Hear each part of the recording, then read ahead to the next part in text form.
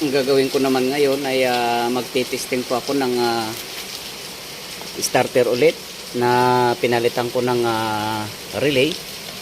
So itong relay po na to ay galing na po dito sa isang lumang starter na naka-standby.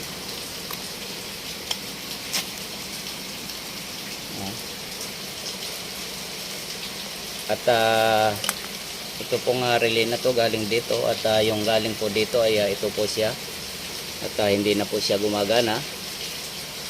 So ititesting ko na po. So mayroon po akong nagdaang video na ito po ay hindi na po nagpapangsyon, nag-spark lang siya pero hindi po nag-engage itong Bendix drive na to. So importante po kasi na mag-engage to or umatras papalabas at umikot habang umaatras dahil ito po yung nagpapaikot ng flywheel ng makina.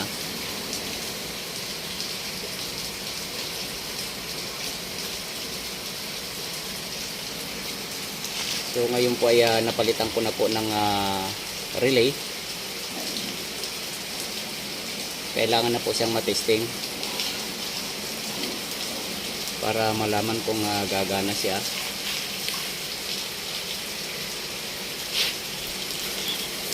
So yung pan-testing ko po ay battery charger lang po at wala po akong 24 volts na battery.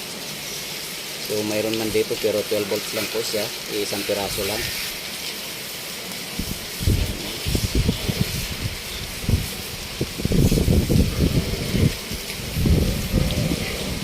Ito naman po yung negative wire cable at ito naman yung positive.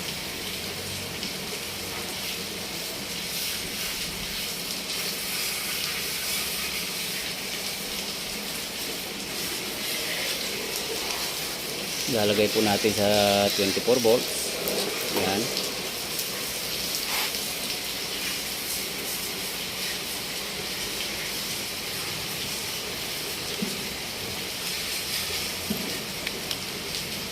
Bali ito pong naka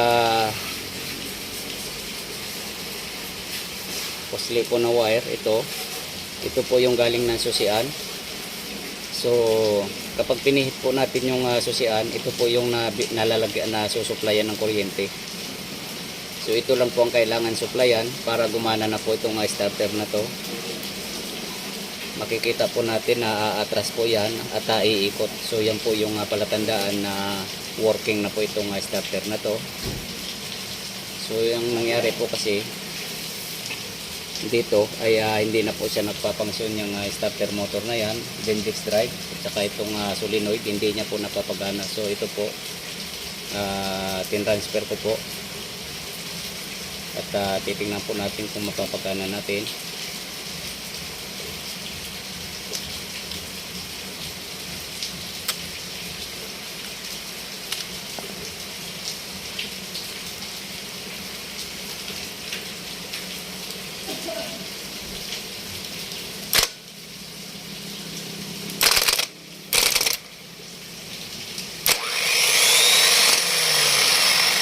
So ayan po, gumagana siya. So consider po na gumagana na po itong starter motor na yan. Kapag nakalagay na po sa makina to at pag pinihit po natin yung start ignition switch ay ganyan na po yung actual nito, sumisikat na po siya.